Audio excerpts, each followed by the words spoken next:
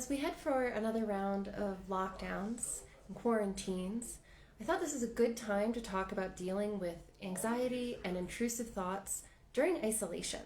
Because when you're isolated, when you're on your own, when you're stuck at home, those thoughts, those intrusive thoughts and that anxiety can feel so much more powerful, so much stronger, and they can really make you start to feel crazy. And guys, I am talking about isolation, even if you're at home with other people, with your partner, with your family, with your children, it can still be isolation. Being stuck with the same people over and over and over again can be just as isolating, make you feel just as alone as being completely by yourself. Hi everybody, I am Rachael Sloan. I help anxious people save their marriages by dealing with their intrusive thoughts and overcoming them in just 30 days. And today I'm going to talk all about how to deal with anxiety and intrusive thoughts during isolation. And I'm going to show you how isolation can actually be a gift for people who struggle with anxiety if you choose to use it properly. I'm going to give you a simple 4-step challenge to overcome anxiety and intrusive thoughts during isolation so that you can handle all of that chaos in your brain gracefully and with ease. It really is possible, even though I know right at this moment it probably doesn't feel that way. So guys, first I want you to be really aware that the isolation itself is not the problem. It's not creating your anxiety or your intrusive thoughts. All it's doing is magnifying the anxiety, magnifying the intrusive thoughts that already exist in your mind, right? So this is why isolation can be seen as a gift or an opportunity. If you use it as a tool to identify where you're anxious, where you're insecure, where your intrusive thoughts are coming from. Isolation, by magnifying those intrusive thoughts, by making them louder, by ramping up those feelings of anxiety, it is showing you clearly where your work is, where your personal growth needs to be, where your energy needs to be focused for personal growth, where your personal development work is. In your normal life, right, in times where there's not a lockdown, where there's not quarantines, where we're not safer at home or stuck at home, there are so many distractions that take us away from our anxiety, that make us not really notice those intrusive thoughts so much. But in isolation, in quarantine, there are no more distractions, or at least very few, right? All of those distractions fall away, all that busyness of our day-to-day life, our commutes, our little interactions with other people, they're not there to distract us. And what's going on internally becomes the most prominent thing. It becomes the clearest, most important thing that's going on with us. You literally have nothing else to do but be aware of what your own brain is doing. And if you're anxious, if you're dealing with intrusive thoughts, that's what's going to come up for you. They're going to run wild and grow and build upon one another. So this is actually an amazing chance to look at what's really going on in your brain, to really understand what's usually kind of this hum in the background, right? Your anxiety might be a low, manageable background sound most of the time. And then in isolation, boom, it's front and center. It's all you can see. It's all you can deal with. This is your chance to deal with it, to clean it up, to handle it, to deal with those intrusive thoughts for good so that they don't continue to pester you, to bother you, to wreak havoc on your life and your relationships in a million little ways that you're like only vaguely aware of, right? When they become front and center, you get the chance to work on them. So here's the 4-step challenge to overcome anxiety and intrusive thoughts during isolation. Step 1 is to use this opportunity and get curious. Don't let this slip by. Don't waste your time wishing you weren't anxious or being upset that anxiety and intrusive thoughts are there. Don't wallow. Don't engage in self-pity. Don't insist on being the victim of those thoughts, beliefs, and emotions. Use this opportunity to get curious. What is going on in your brain? Why do certain things in your relationship make you anxious? What are you making it mean that your partner texts an ex-girlfriend, right? What are you making it mean that she didn't kiss you goodnight, right? Get curious about your brain. Don't wallow in those thoughts. Get out there, get curious. The second challenge of this 4-part challenge to dealing with anxiety during isolation is to accept the emotions you're having. This sounds easy, but it can actually be kind of hard. You have to be willing to stay in that emotion. And we're talking about intrusive thoughts here, and we're talking about anxiety. So these things bring up painful emotions. Anxiety itself is not particularly pleasant. Intrusive thoughts can also create a lot of frustration, fear, overwhelm, resentment, shame, guilt, right? These are not pretty emotions. They're not things that we enjoy experiencing or enjoy feeling. But when they come up, when you notice them, stay curious. Remember, that's what we did in the first challenge. You want to know what's going on in your brain. Hold that same curiosity for your emotions and start to get really intimate with them. How does it feel to be anxious? How does it feel in your body? How does it feel to feel guilty, ashamed, angry? Notice that emotion and get curious. Where do you feel it? Is it in your stomach or your chest or your head, maybe your throat? What sensations does it create? Is there heat? Is there movement? Is there pressure? Are there images that pop into your brain that go along with that emotion? What are you seeing in your mind's eye?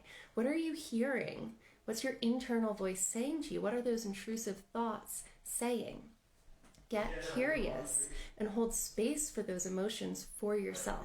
Allow them to exist. Accept that they're there in your body.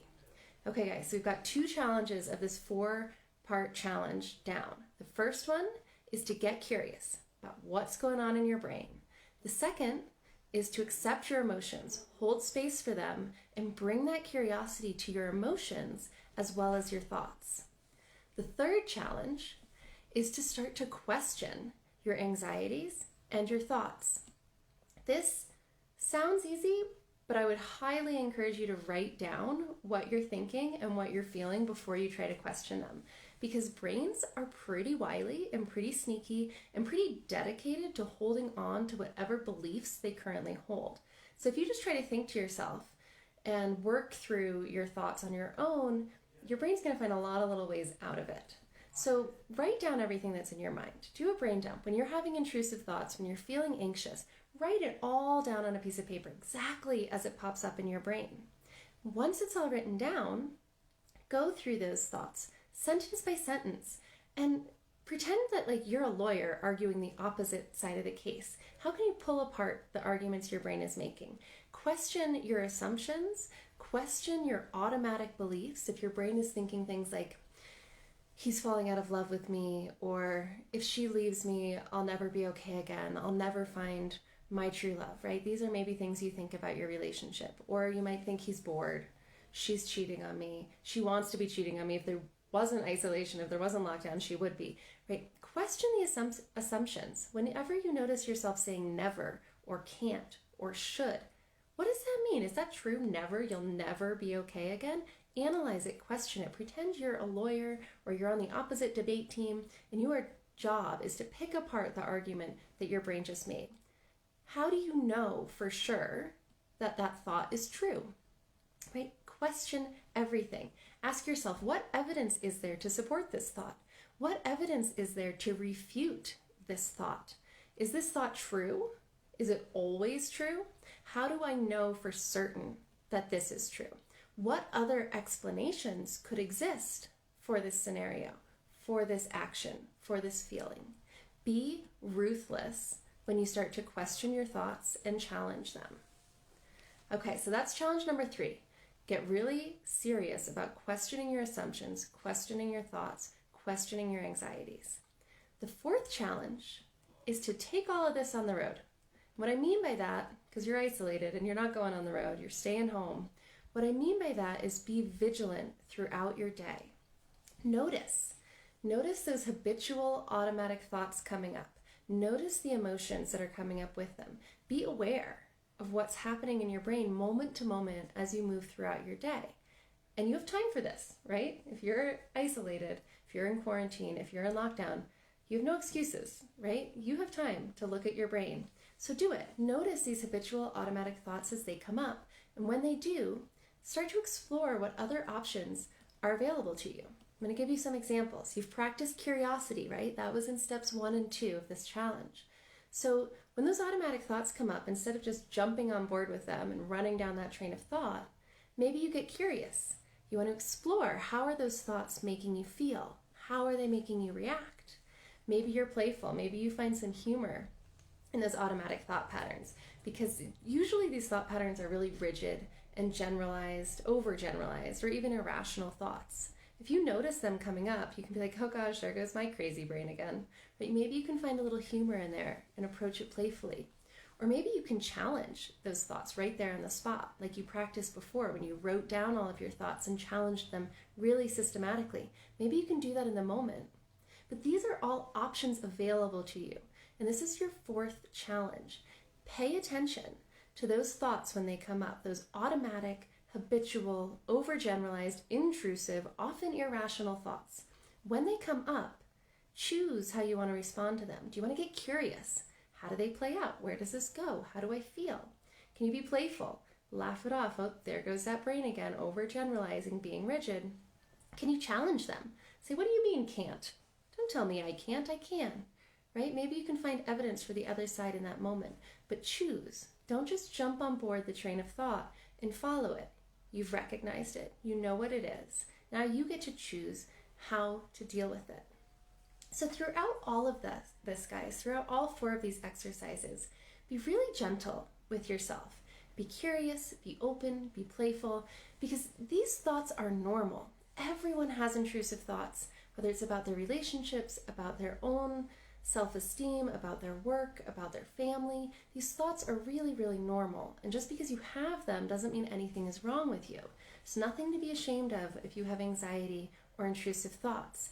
You are a human with a human brain that you are learning how to manage. You are learning how to understand. And that is the goal right now, is to get curious, understand what is happening in that brain, and then choose how you want to react to it. So guys, let's just do a quick recap. I want to just really drive home the point that when it comes to anxiety and dealing with intrusive thoughts, isolation is your friend, not your enemy. It's showing you exactly where to do your work by magnifying those intrusive thoughts, by magnifying those feelings of anxiety. This is a gift.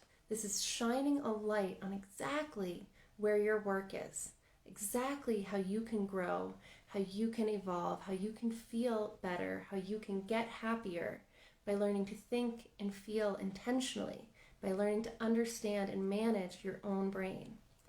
So you are totally normal. Nothing has gone wrong, and this is a beautiful opportunity for you. So if you want to take advantage of that opportunity, follow the 4 challenges. Challenge 1, get curious about your thoughts. What is going on in that brain of yours? Step 2, hold space for your emotions. Allow them to be in your body. Get curious about what it feels like, how it plays out, what you see and feel and hear on the inside when you're anxious or angry or frustrated or overwhelmed. Get to know those emotions, hold space and allow them. The 3rd step is to rigorously challenge your own automatic thoughts. Do this on paper, write them down, be ruthless. And 4th is to take this work with you. Stay aware. Observe those thoughts as they come up in your day-to-day life and choose how you want to react to them. Do you want to be curious? Do you want to be playful? Do you want to challenge them on the spot?